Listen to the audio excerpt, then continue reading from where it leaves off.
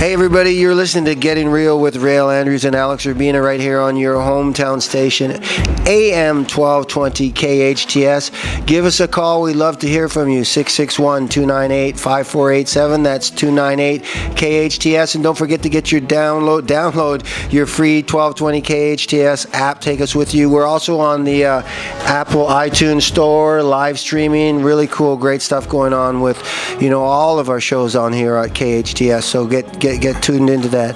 I would love to get a macho guy to call in, somebody that identifies with what we're saying, agrees with it, has had experience with it, maybe even want to share their own process when it comes to the little struggle, because there's this little inner struggle in there where you're challenging all the preconditioned ideas you have about it's not okay to let yourself be vulnerable or cry. And then all of a sudden, I think a lot of men too that really are in tune with their emotions, and they consciously force themselves not to feel it, and especially if they have kids, and maybe the birth of their son or their daughter, or maybe something tragic hits the family, and all of a sudden it just cracks them open, and then from that moment forward they just realize, what am I doing?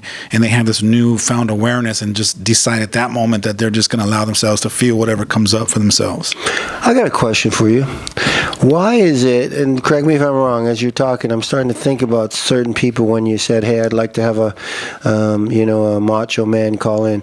Why is it that it seems to me, as I look back at my life now, most of the tough, mean guys that you see on the outside are actually, if you get them alone or in a place, they're the ones that are really the emotional, sensitive ones. Why is that? What's that all about? Again, I think we create, as human beings, we create this thing called an ego. And the ego is this persona, this fictitious character. I like to call it the Halloween costume that we put on when we were 4 or 5 and we never took it off. And it's this, persona that we create to project out to the world, to hide behind. Because the real authentic me is hiding down, really afraid and really insecure. And we don't want anybody else to see that little inner child that's afraid. So we put this front up, and that's how we project ourselves. But living authentic and reconnecting back to your authentic self, you don't have to try to be anyone specific. You actually are freed up. You're living a life of freedom when you can really discover your authentic self and then just learn how to be you. There doesn't take any effort to just be the authentic you. There's no stress. You just kind of learn how to free yourself up, and you have this inner peace about you when you just finally stop playing all the games that the ego creates to pretend to be somebody that you're not. And I think a lot of people are out in the world unconsciously pretending to be someone that they're really not. And they don't know it, though. That's the crazy thing about it. Unconscious people don't know they're unconscious. They actually think like, I'm good. I got great things going on in my life. I make, $300,000-$400,000 a year. I got all, it's all about the things and the doing and the having and all the success, but they can still be unconscious, and they don't know they're unconscious. It's interesting you said 3 or 4, as you said. It's like, man, it's like therapy when I'm on my show with you. You said, I was thinking about when did this happen for me, and you said 3 or 4. It was actually 3 for me. And I just had an image. I was 3 years old. I was on the 19th floor of this high-rise apartment in Kitsilano, Vancouver. I remember I was on the right side of my mom, and I remember looking up to her because I was small, and I was looking down at the cab, and my real birth dad, he was getting into the cab and leaving, and that was the last I ever saw of him. And I remember holding my mom's hand, and she was crying. I said, "Don't cry, Mom. Mom, don't cry." And that was really the beginning for me, where I never really, that's where that all started for me. Yeah. Most kids, if they grew up in a home that was dysfunctional, and I think we all grew up in a home that was dysfunctional at some level, but at a certain point, especially if you had to take care of maybe like a druggy mom or a sick dad, or you had to be the caretaker for your brother, or there was a moment there where you peeled back the authentic little boy, and in that moment you chose to be a so-called a man, even at 4 years old, to become the protector. And so you had to be somebody specific in that moment to survive, to be able to get from day to day, and you really kind of changed who you are. The real authentic you is still that little boy who's loving and caring and trusting and vulnerable and playful, but we lose that part of us because we actually create this alternative ego, this other person now to pretend to be for the rest of our life. But the crazy thing about it is that we don't realize we're doing it. It's all of this unconscious game. Not until somebody give us an opportunity to either having some kind of an experience, like a transformational training where you wake up, or a coach or a mentor that can call you on some of those things, or maybe some people, I've heard of some people that have a near life death experience that it's like, whoa, they get shook and really bad, really forcefully, and all of a sudden it wakes them up to be able to see that. Becoming conscious, even for a brief moment, takes something extraordinary or profound to happen for you to be able to see that for a moment. Prior to that, you just keep kind of, going through the motions, continuing to be unconscious until you have that abrupt wake-up call. Is there this is awesome. I'm excited about this. I hope you're digging this on the show. So is there something, so now I know that being authentic, being vulnerable is really the way to be. So because what I did is I did the reverse, and is this the result? My question to you, is this the result? I became very angry. Because anger, if I'm understanding you, because we want to be neutral, that's not a good place to be, angry and mad and all the time, like intense like that. Because when I went away from being emotional, is that what happens when people, if they don't be authentic and vulnerable, they go the complete other way? And that's where, I used to break a lot of phones. I broke a lot of walls. Well, if we go back to the ego that you are now sharing, that you can identify with at 3 years old, that character had to stay alive. And so that character just started collecting evidence, to validate some of the limiting beliefs. What was some of the limiting beliefs you would have created at 3 years old? I got to look out for my mom. I got to look out for myself. We can't trust nobody. You create all these. Okay, nobody. So you create all these self-limiting beliefs that now you keep validating that they're true. And now you're just the same ego, that same character, but you're evolved now. Now you got 30 years of experience validating that no one's going to give you a chance, and the white man doesn't, don't trust the white man, or whatever, however you grew up and whatever limiting beliefs you've created, you're just reinforced them, and so you just become almost like a bigger monster. And I don't mean to say it like in a bad way, like it's negative to have that kind of experience or to have that ego that's not serving you. But at a certain point, if you decide that it's not beneficial to have it, then have that conscious awareness and flip a switch inside you and decide, this is not working for me. I want to reinvent myself. And then you start to choose something different from a conscious place. And then I see the vicious cycle starting, right? Because here was this young kid, and I know for myself, I was, even though I had to be the comforter, I guess you say that, but at the same time, I was mad at my mom. And, so I've had problems up until now, recently, thanks to you. I haven't had great relationships with women. In fact, I don't like a lot of women, and I can see myself, the reason I didn't, cuddle my daughter is because it's the same thing when I was looking at my mom. Why are you crying? My dad left because of you.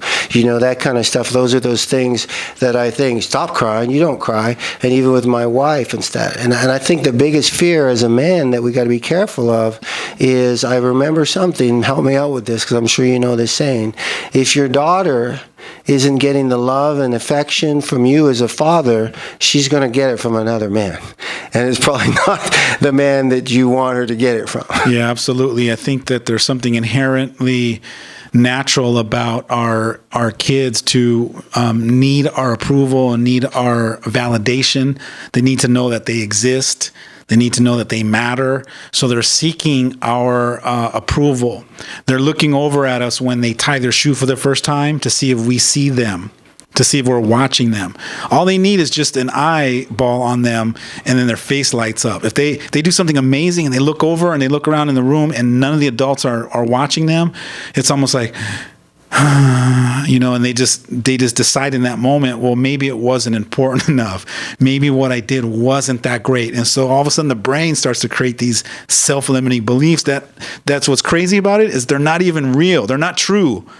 But that's how the ego works. If it doesn't get validation, it just keeps affirming and revalidating that we're not that great, that we're not that special, that we're not that worthy.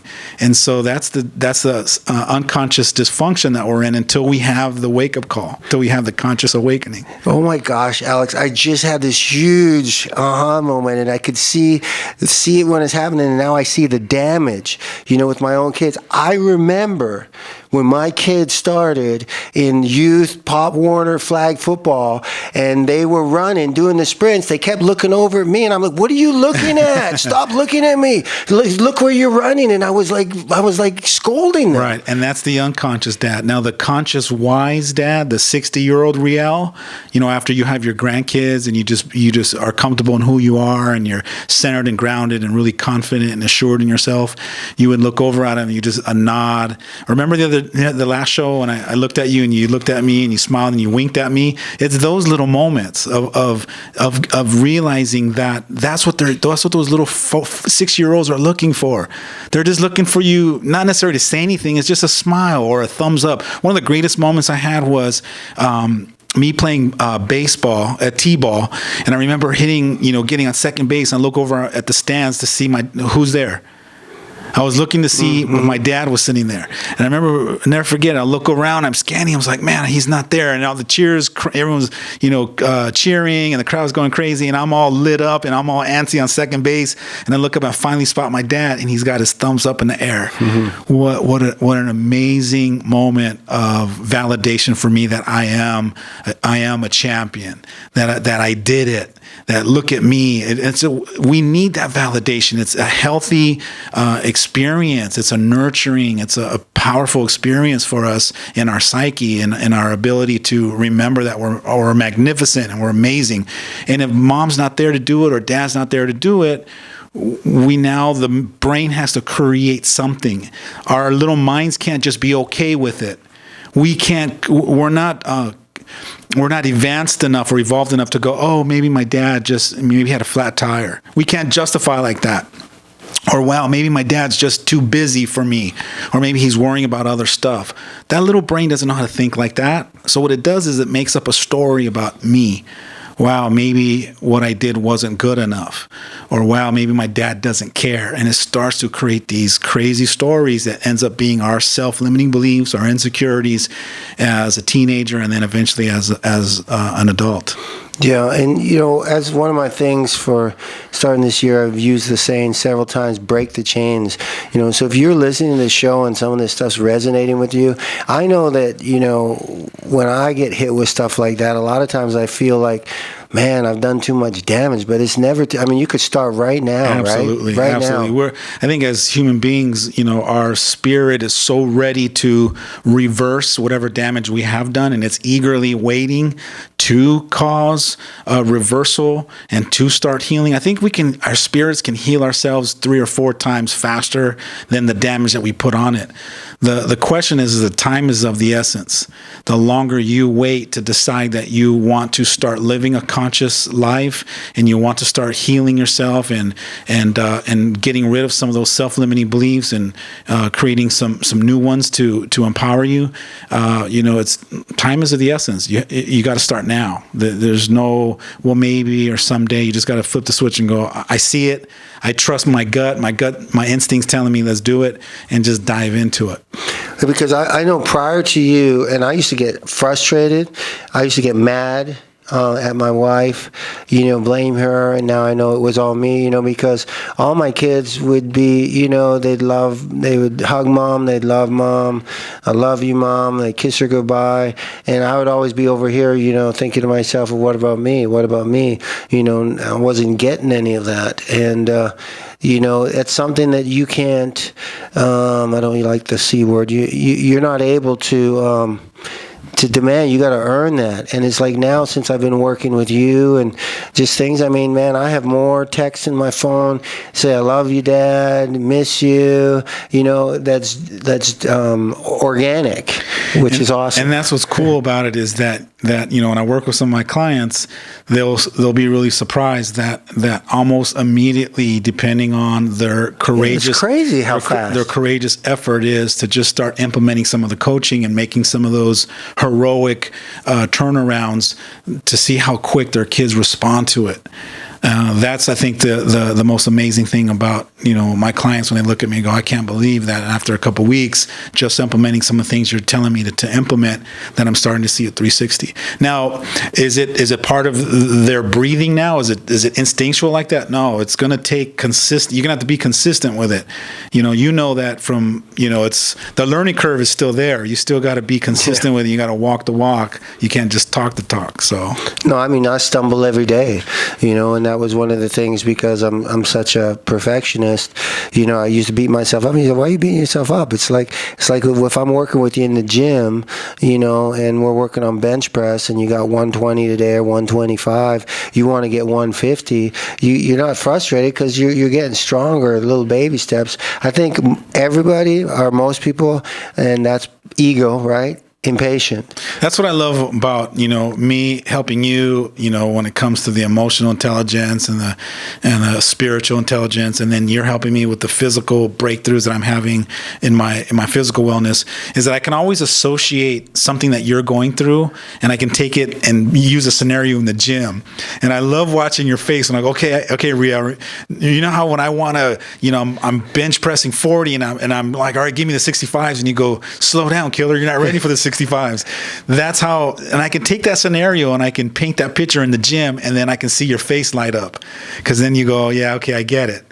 And so that's what's cool, because sometimes, you know, the breakthroughs that you're having and the struggles that you're having, I can actually take them into the gym and paint those scenarios with the struggles that some of your clients are having, and then all of a sudden it flips a switch.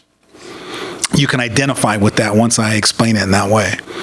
You know, and so what do you think, just real quick, there's somebody out there listening, right? The macho man. What's one thing he can do, Alex? What's one thing he can do, you know, if you're that person who's told it was weak to cry and all that, and you've got all this pent up stuff, you feel like you're losing your family, you want to reach out to your kids, you want to reach out to your wife when she's upset and be that man that she needs you to be. What's one thing that they can do to start moving that ball down the field? The very first thing that I have a lot of my clients do is start what's called an affirmation. Create 1 or 2 or 3 powerful affirmations. And an affirmation is just a statement that you make to yourself to recondition your mind to course correct the self-limiting beliefs you have. So if you have a self-limiting belief that it's not okay for men to cry, it's a sign of weakness, you got to create a affirmation that contradicts it. So you got to create a statement or a saying that says, it is okay for me to cry. I am most powerful when I'm vulnerable. Or my family loves when they see my vulnerability. Or you got to create these powerful statements that empowers you and gives you permission, and a little bit of time as you start to repeat those affirmations to yourself every day, all day long, you know, day after day, week after week, month after month. What happens is you start to believe that it is okay to show your emotions, until one day down the road, a month and a half, 2 months, something happens, and then all of a sudden you just let the tears flow, and then all of a sudden now you're drying your eye, apologizing, and then your kids are going, no, Dad, we haven't seen this in a long time, if not ever, and we love this side of you. But you won't realize that it's just happening, on its own, but only because you've been reconditioning your brain to give yourself permission to allow it to be okay. So I would start with affirmations. Create 3 powerful affirmations that you can say to yourself every day, all day long, until slowly your mind believes that it's okay, and then gives you permission to adjust to whatever it is, the affirmation that you created. That's awesome. We're going to be right back. We're actually going to give you some specific events that you can go to and just really work on this stuff. You're listening to Getting Real with Réal Andrews and Alex Urbina right here on your hometown station, AM 1220 KHTS. Welcome back to Getting Real with Réal Andrews and Alex Urbina right here on your hometown station, AM 1220 KHTS. Don't forget to get your free AM 1220 KHTS app. Take us with you anywhere, and go on to the iTunes store now. You can download our podcast there from all the great shows on KHTS and live stream us. This has been an awesome show. It's been some very powerful topics. I got Alex has got some great events coming up that I'm going to have him share with you, because if you're hearing some stuff on this show that's touching you and hitting home with you, I really, really encourage you, to get in these workshops, get in the adult. He'll tell you more about it. One quick funny thing before we get into the details. So, we all know this, right? When you're watching the movie and your kids go, look, Dad's crying, look, Mom's crying. What is it? Is that bigger than that? Is that them actually? Am I reading into that, or do they really like that that intimate side of you, and that's kind of them saying, I'd like to see more of that, I think that the reason why your kids might be saying is that because they're not used to it. When they start to realize that it's after it becomes part of the culture, after a year or two, they won't be pointing it out. Right now, it's taboo. It's almost like they don't know how to deal with it. So let's just point it out. Because I'm uncomfortable and don't know how to deal with it, I'm just going to point it out and make fun of it. But at a certain point, it's just going to be part of your culture, and then they're going to kind of be swallowed up in the permission that you guys have created in the home, that it's okay to feel what you feel, that it's healthy, that it's empowering and nurturing. So I think it's just them they're insecure with their own selves, even watching you guys cry. So it's kind of like their nervous energy. And so what they do is just call you out on it. That's awesome. Well, listen, guys, you've heard me say it before. I'm very passionate about a few things, but when I find something in my life that I get passionate about, that I believe in, I believe that I'd be remiss to do everything I could outside of sticking a gun to your head, and I might even do that, to make sure that you take advantage of this. And Alex has made such a profound difference in my life, in my family, in my marriage, in my kids, that I would encourage you at all costs, if you've got stuff, cancel it. It's really that much of a life changer. Alex has got some big events coming up. Tell us a little bit about that. I appreciate that. The first event I got coming up is in February 20th and 21st. It's a conscious parent training. It's for advanced parenting. So, if you sign up for that program, be ready to get there and really be challenged and be coached, and really for you to face some of your fears and have some breakthroughs. It's a transformational training. So there's a lot of experiential exercises and some deep emotional sharing. So we're going to dive in and get some work done. It's not, one of the basic courses where you can get in there. Maybe it's something at the college where you do a little bit of Q&A and discussion. This is pretty profound stuff. So it's a conscious parent training, February 20th and 21st, and we're going to have it at SCVI Charter right here in Castaic, and I'm opening it up to anybody that's interested. I'll be there. My wife will be there. I might have about three or four more spots available. So if you're interested, you can reach out to me. And then right after that, the week after, I got a transformational teen training. Been doing these for over 20 years. This is really my niche, and it's really to get into a training room and empower kids to cathartically release some of their past, let go of some of their insecurities and the resentments and all that emotional baggage that we carry that we don't know we're carrying. Man, it's a healing weekend, really, to kind of introduce personal development to kids and really get them to realize that in today's world, being smart and having a high GPA and getting college degrees and all that is great, but it's not the whole package. In today's world, you got to really be the whole package to be able to be winning in all areas of your life, including relationships. One of the biggest downfalls is having these powerful clients of mine that make a lot of money and really successful in different areas, but they're struggling and they're suffering in their relationships. Relationships is where people feel they feel fulfilled, and it really breaks my heart to have all these people that are really winning big when it comes to finances and doing all these amazing things, but they go home feeling empty inside. And I know we talked about that in the Hollywood and the acting and all that, the big hoopla of being somebody on TV or an actress or an actor or a singer, and they go home, and how profound is that you're making millions of dollars and everyone loves you, but when you go home, you don't feel fulfilled. And so this is something that we could teach our kids as to how to be centered and grounded, to love themselves, to be their own champion, and really kind of find that personal power that's deep down inside. And that's coming up that following weekend, February 27th and 28th. Give me a call at 661-505-5021 or send an email to us at teamurbina@alexurbina.com. Awesome. Thanks for joining us again. We'll look forward to seeing you. We'll be back next week, Wednesday, 1 p.m. You're listening to Getting Real with Réal Andrews and Alex Urbina.